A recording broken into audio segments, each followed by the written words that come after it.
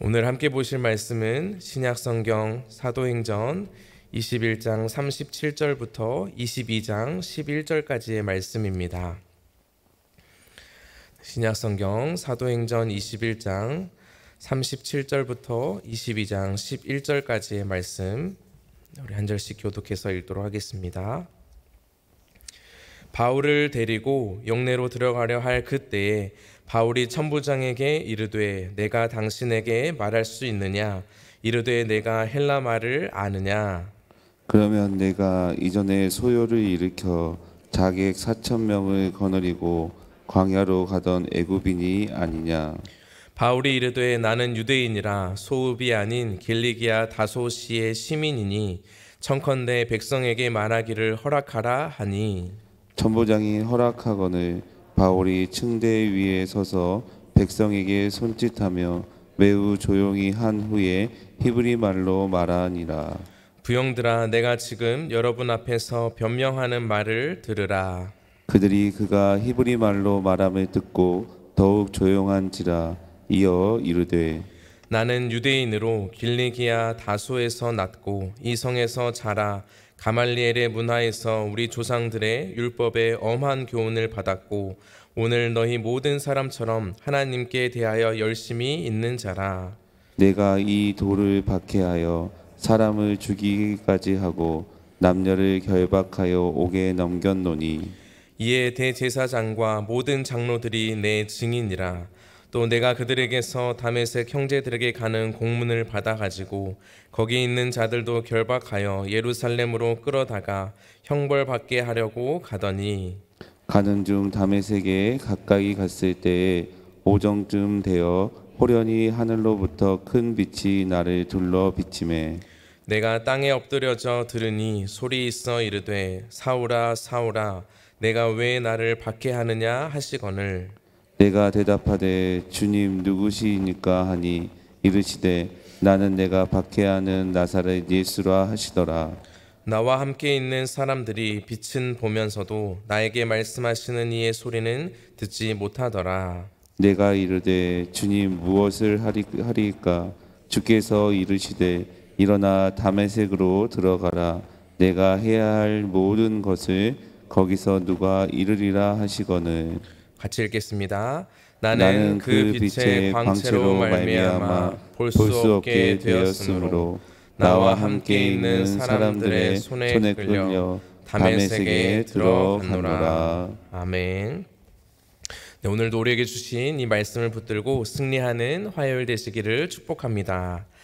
사도 바울은 예루살렘에서 예고되었던 바와 같이 어려움과 고난을 당하게 되었습니다.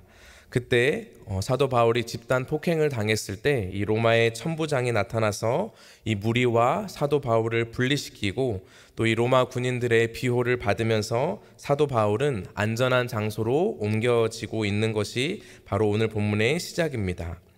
바울은 심각한 매질을 당하고 집단 린치라고 하는 집단 폭행을 받았을 때 자신의 몸을 가누기도 쉽지 않았을 것입니다. 그러나 바울은 이 순간에도 자신의 사명을 기억하고 다시 한번 이 기회를 잡고자 천부장에게 대화를 시도하였습니다. 우리 37절 말씀을 한번 같이 읽겠습니다. 바울을 데리고 영내로 들어가려 할 그때에 바울이 천부장에게 이르되 내가 당신에게 말할 수 있느냐? 이르되 내가 헬라 말을 아느냐? 아멘. 사도 바울은 지금 자신의 생명이 위협받는 순간에도 천부장에게 헬라어로 이렇게 이야기를 했습니다. 내가 당신에게 말할 수 있느냐라고 이야기를 하는 것을 보고 천부장은 어눌한 헬라 말이 아니라 능숙한 헬라 말을 하는 바울을 보고 놀랐습니다. 그리고 37절 마지막에 본 것처럼 너가 헬라 말을 아느냐라고 질문을 하였습니다. 그리고 나서 38절에서 이렇게 이야기를 하였습니다. 과거에 소요를 일으켰던 자객 4,000명을 거느리던 애굽 사람이 있었는데 너가 그 애굽 사람이냐라고 묻자 사도 바울은 나는 그 애굽 사람이 아니라 유대인이다 라고 이야기를 합니다. 그래서 39절 말씀에 이렇게 이야기를 하고 있습니다. 바울이 이르되 나는 유대인이라 소읍이 아닌 길리기아 다소시의 시민이니 청컨대 백성에게 말하기를 허락하라 하니라고 이야기를 하고 있습니다. 그래서 지금 이 바울 때문에 생긴 이 소요가 이 천부장에게는 과거 애굽인이 일으켰던 소요와 비슷했기 때문에 너가 애굽인이냐? 라는 질문을 했을 것입니다. 그러나 바울은 지금 이 39절에서 읽은 것처럼 나는 유대인이고 작은 성읍이 아니라 나는 길리기아의 수도인 다소에서 자란 시민이다 라고 이야기를 하면서 나에게 말할 기회를 달라라고 이야기를 합니다. 이것을 보고 천부장은 계속 바울이 어떤 사람인가 놀라게 되고, 또 우리가 나중에 읽게 될 본문에서도 바울이 로마의 시민권을 가진 것을 보면서 정말 또 한 번 더 놀라게 됩니다. 그리고 이제 천부장에게 기회를 얻어서 이 사도 바울은 40절에 보면 층대 위에 서서 사람들에게 변론할 기회를 얻게 되었습니다. 층대 위에는 잘 아시는 것처럼 계단 위에 서 있는 것입니다. 그래서 계단 위에 선 사도 바울은 백성들에게 손짓하면서 이제 히브리 말로 백성들에게, 유대인에게 자신의 변론을 시작하게 됩니다. 우리는 이 사건을 보면서 굉장한 반전이 시작된 것을 알 수 있습니다. 사도 바울은 과거 대제사장에게 공문을 받아서 예수의 도를 믿고 따르는 자를 결박하고 핍박하던 사람이었습니다. 그런데 오늘 바울은 이 본인이 다시 예수 그리스도의 도를 믿고 따르면서 결박되고 핍박받는 반대의 자리에 서게 된 것입니다. 그렇게 이제 오늘 바울은 자신의 그 모습이 어떻게 변화되었는지 이 1차 변론을 22장부터 기록된 말씀을 통해서 이야기하고 있습니다. 우리 1절 말씀을 한번 같이 읽겠습니다. 부형들아, 내가 지금 여러분 앞에서 변명하는 말을 들으라. 아멘. 사도 바울은 지금 자신 앞에 있는, 그리고 화가 가득난 유대인들을 향해서 부형들아 라는 이 친근한 표현으로 이 사람들에게 이야기를 시작하고 있습니다. 유대인들은 히브리 말로 이야기하는 사도 바울을 그 말을 듣게 되자 잠시 조용하게 되었고, 사도 바울이 이제 계속해서 자신이 어떻게 변화되었는지를 이야기하는 말씀이 기록되고 있습니다. 그래서 사도 바울은 자신이 정말 유대인 중에 유대인이었고, 그래서 얼마나 내가 당신들과 같이 열심을 가진 사람이었는지를 3절부터 5절까지 이야기를 하고 있습니다. 제가 한번 읽어드리겠습니다. 나는 유대인으로 길리기아 다소에서 났고 이 성에서 자라 가말리엘의 문화에서 우리 조상들의 율법의 엄한 교훈을 받았고 오늘 너희 모든 사람처럼 하나님께 대하여 열심히 있는 자라. 내가 이 돌을 박해하여 사람을 죽이기까지 하고 남녀를 결박하여 옥에 넘겼노니 이에 대제사장과 모든 장로들이 내 증인이라. 또 내가 그들에게서 다메섹 형제들에게 가는 공문을 받아가지고 거기 있는 자들도 결박하여 예루살렘으로 끌어다가 형벌받게 하려고 가더니 라고 이야기하고 있습니다. 사도 바울은 이 말씀을 통해서 과거에도 전형적으로 소개하는 자기 소개 방식을 사용하였습니다. 출생이 어디인지, 또 성장 배경이 무엇인지, 그리고 어떤 교육을 받았고 내 직업이 무엇이었는지를 소개하고 있습니다. 사도 바울은 유대인이었고 길리기아 다소에서 태어났고 그의 성장 과정은 또 예루살렘에서 교육을 받았다라고 이야기를 하고 있습니다.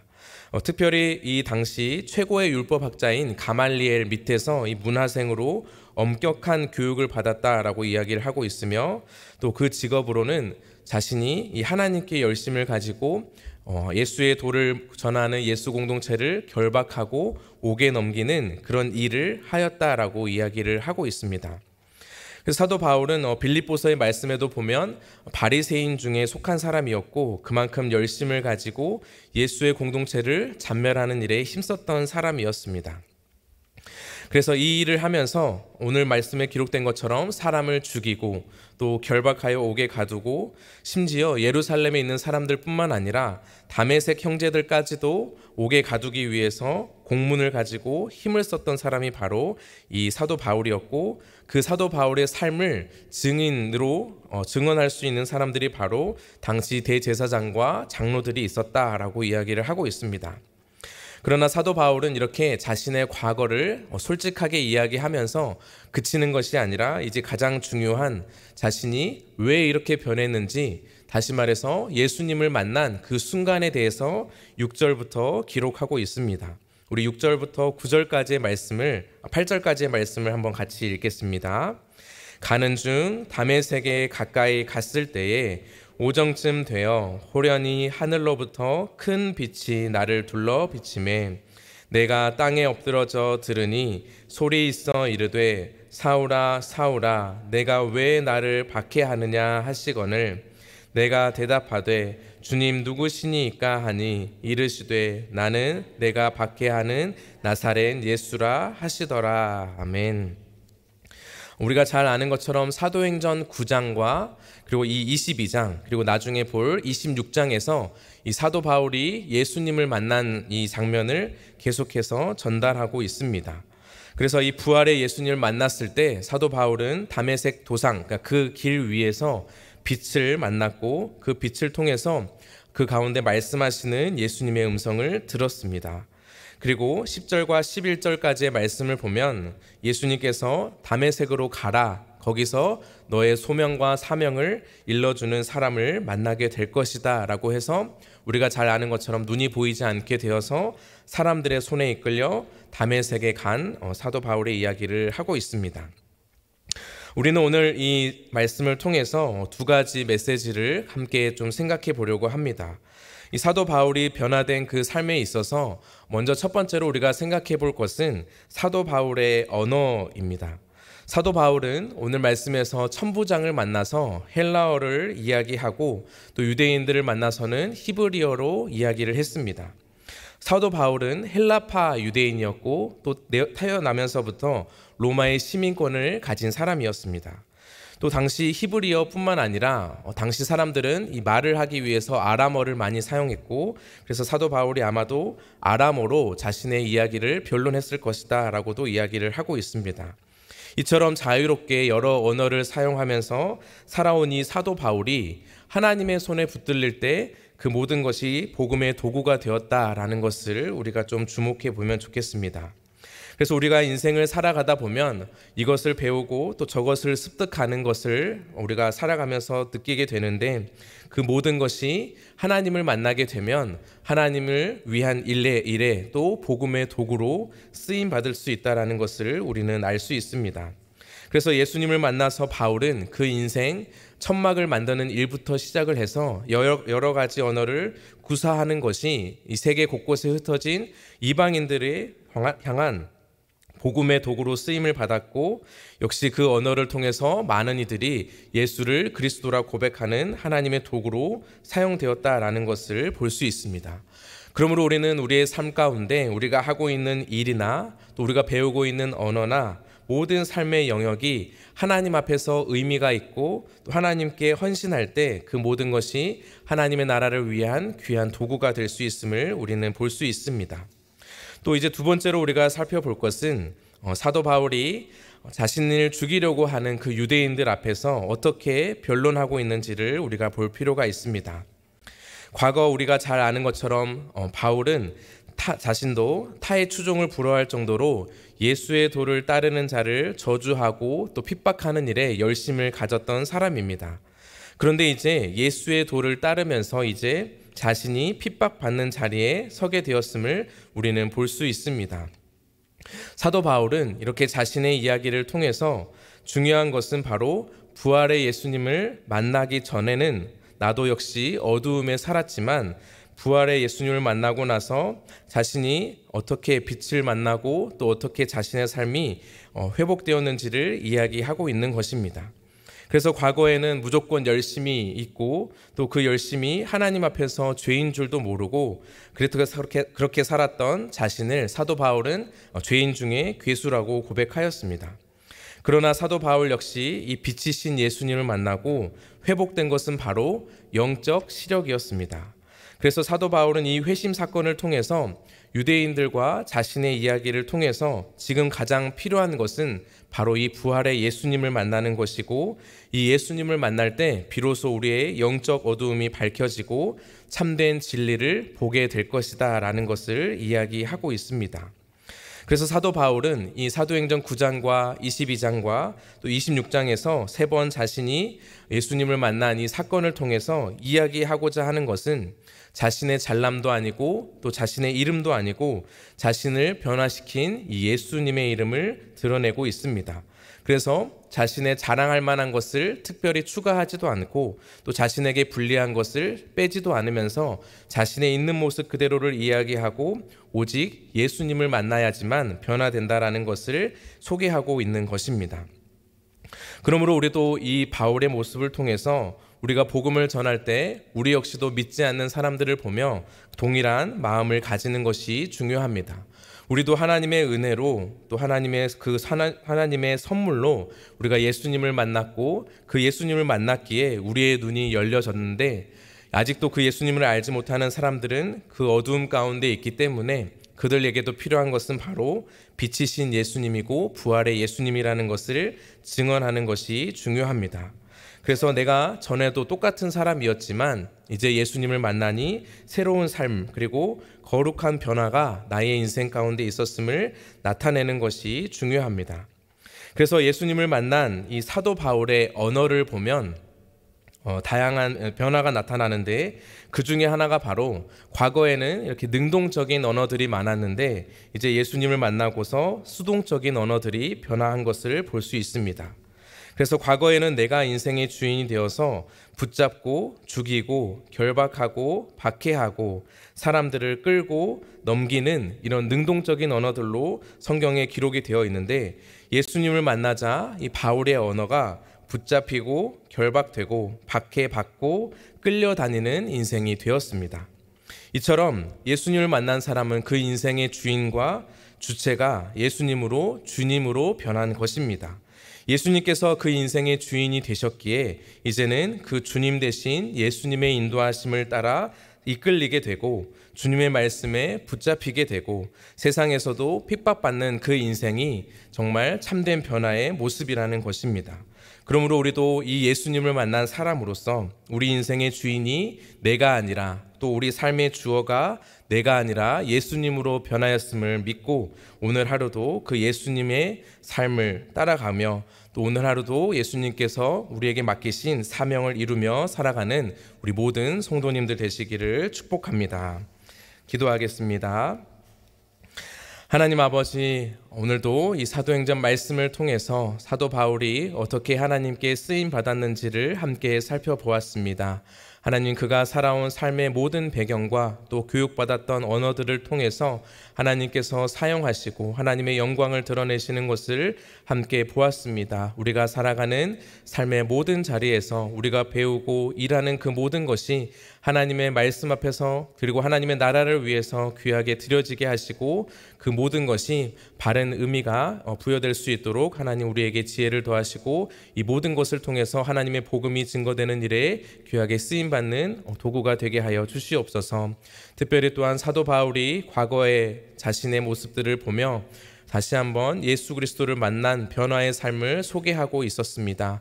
하나님, 우리 인생도 사도 바울과 같이 예수님을 만나기 전에는 어두움 가운데 있었고 자기 열심으로 충만했지만 이제는 예수님을 만나서 새로운 인생을 살게 되고 우리 인생의 주어와 또 주인이 다시 한번 예수님으로 교정되는 은혜의 축복이 우리에게 있었던 것처럼 우리가 만나는 모든 이들도 예수님을 만나서 다시 한번 새로운 인생을 살아가는 귀한 은혜가 있을 수 있도록 우리를 사용하여 주시옵소서. 그래야 해서 하나님, 과거에는 능동적인 언어로 살았지만 이제는 하나님의 말씀에 또 성령의 인도하심에 따라 또 하나님 어렵지만 힘들지만 그럼에도 불구하고 수동적인 언어로 바뀐 것처럼 하나님의 인도하심을 따라 그 모든 삶이 하나님께 영광을 올려드리는 복된 인생 될 수 있도록 오늘 하루도 인도하여 주시옵소서.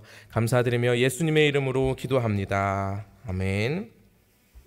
우리 6월을 보내면서 우리 상반기 동안 주님께서 베풀어 주신 그 은혜와 사랑을 감사로 고백하고 특별히 또 하반기에도 함께하여 주실 그 주님의 은혜를 기도하며 또 기대하는 마음으로 기도하도록 하겠습니다. 또 우리 초청교회가 은혜와 사랑이 더 흘러넘치게 하시고 특별히 또 이번 주 토요일에 있을 새가족 워크샵에도 하나님 은혜를 주시고 그래서 믿음의 공동체로 하나 되는 귀한 시간 될 수 있도록 기도해 주시기 바랍니다. 우리 각자의 기도 제목을 가지고 이 시간 주님 주님의 이름 한번 찾고 기도하겠습니다. 주여